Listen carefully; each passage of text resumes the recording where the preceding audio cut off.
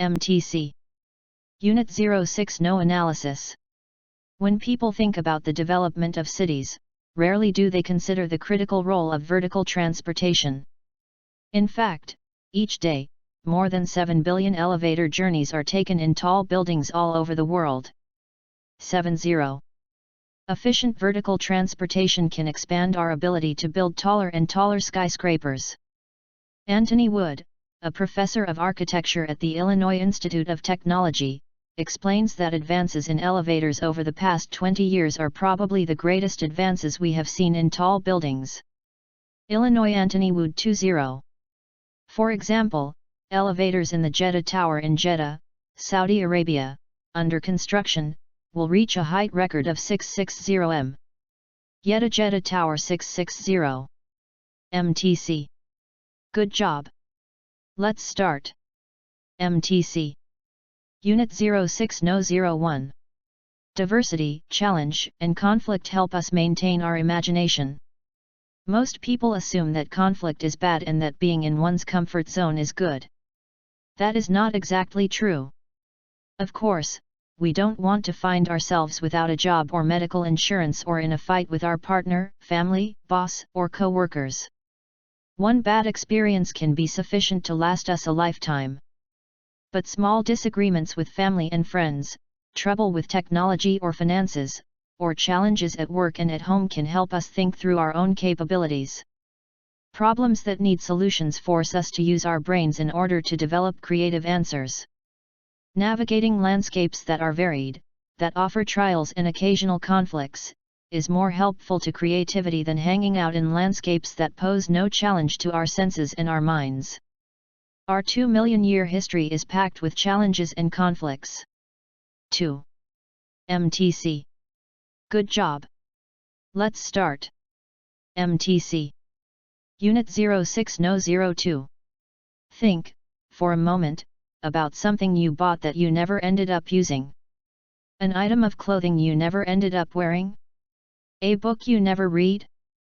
Some piece of electronic equipment that never even made it out of the box? It is estimated that Australians alone spend on average $10.8 billion AUD, approximately $9.99 billion USD, every year on goods they do not use, more than the total government spending on universities and roads. 108,999. That is an average of $1,250 AUD, approximately $1,156 USD, for each household. 1,250, 1,156.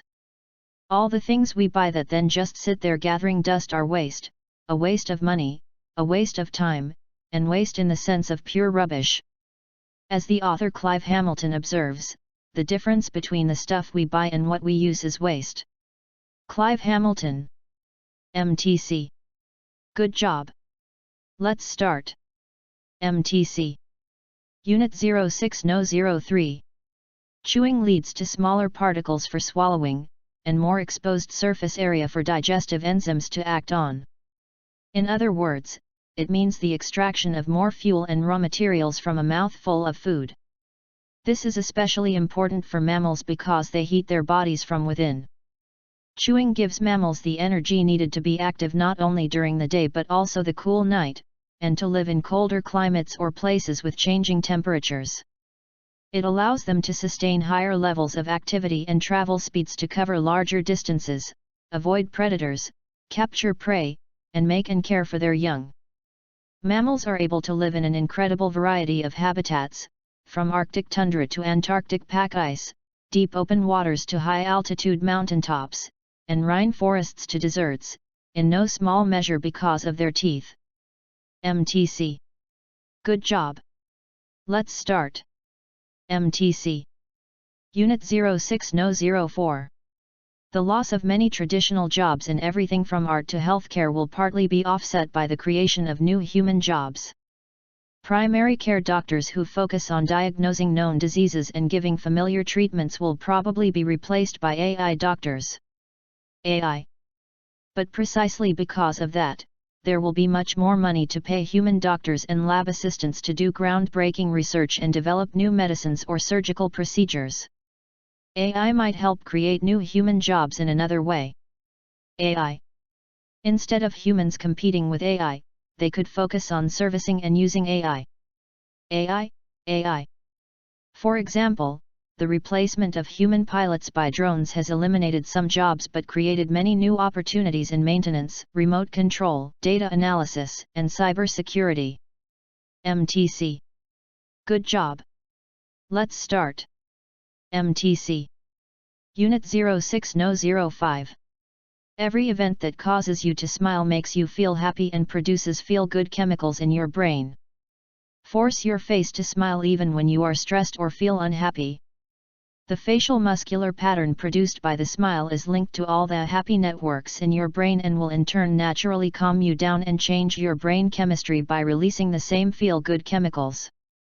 Researchers studied the effects of a genuine and forced smile on individuals during a stressful event. The researchers had participants perform stressful tasks while not smiling, or holding chopsticks crossways in their mouths, to force the face to form a smile. The results of the study showed that smiling, forced or genuine, during stressful events reduced the intensity of the stress response in the body and lowered heart rate levels after recovering from the stress. MTC. Good job. Let's start. MTC. Unit 06-06. In life, they say that too much of anything is not good for you. In fact, too much of certain things in life can kill you. For example, they say that water has no enemy, because water is essential to all life. But if you take in too much water, like one who is drowning, it could kill you. Education is the exception to this rule. You can never have too much education or knowledge. The reality is that most people will never have enough education in their lifetime. I am yet to find that one person who has been hurt in life by too much education. Rather, we see lots of casualties every day, worldwide, resulting from the lack of education. You must keep in mind that education is a long-term investment of time, money, and effort into humans. MTC. Good job. Let's start. MTC. Unit 06-07. It is said that among the Bantu peoples of Central Africa, when an individual from one tribe meets someone from a different group, they ask, "What do you dance?" Throughout time, communities have forged their identities through dance rituals that mark major events in the life of individuals, including birth, marriage, and death, as well as religious festivals and important points in the seasons. The social structure of many communities, from African tribes to Spanish gypsies, and to Scottish clans, gains much cohesion from the group activity of dancing. Historically, dance has been a strong, binding influence on community life, a means of expressing the social identity of the group, and participation allows individuals to demonstrate a belonging. As a consequence, in many regions of the world there are as many types of dances as there are communities with distinct identities. MTC. Good job. Let's start. MTC. Unit 06-08. Benjamin Franklin once suggested that a newcomer to a neighborhood ask a new neighbor to do him or her a favor, citing an old maxim. Benjamin Franklin. He that has once done you a kindness will be more ready to do you another than he whom you yourself have obliged. In Franklin's opinion, asking someone for something was the most useful and immediate invitation to social interaction. Franklin. Such asking on the part of the newcomer provided the neighbor with an opportunity to show himself or herself as a good person, at first encounter. It also meant that the latter could now ask the former for a favor, in return, increasing the familiarity and trust. In that manner, both parties could overcome their natural hesitancy and mutual fear of the stranger. MTC. Good job. Let's start. MTC. Unit 06-09. Near an honesty box, in which people placed coffee fund contributions, researchers at Newcastle University in the UK alternately displayed images of eyes and of flowers. Newcastle University. Each image was displayed for a week at a time. During all the weeks in which eyes were displayed, bigger contributions were made than during the weeks when flowers were displayed. Over the 10 weeks of the study, contributions during the eyes weeks were almost 3 times higher than those made during the flowers weeks. 10. It was suggested that the evolved psychology of cooperation is highly sensitive to subtle cues of being watched, and that the findings may have implications for how to provide effective nudges toward socially beneficial outcomes. MTC. Good job. Let's start. MTC. Unit 06 Number 10. Simply providing students with complex texts is not enough for learning to happen. Assigning students to independently read, think about, and then write about a complex text is not enough, either. Quality questions are one way that teachers can check students' understanding of the text. Questions can also promote students' search for evidence and their need to return to the text to deepen their understanding. Teachers take an active role in developing and deepening students' comprehension by asking questions that cause them to read the text again, resulting in multiple readings of the same text. In other words, these text-based questions provide students with a purpose for rereading, which is critical for understanding complex texts. MTC. Good job. Let's start. MTC.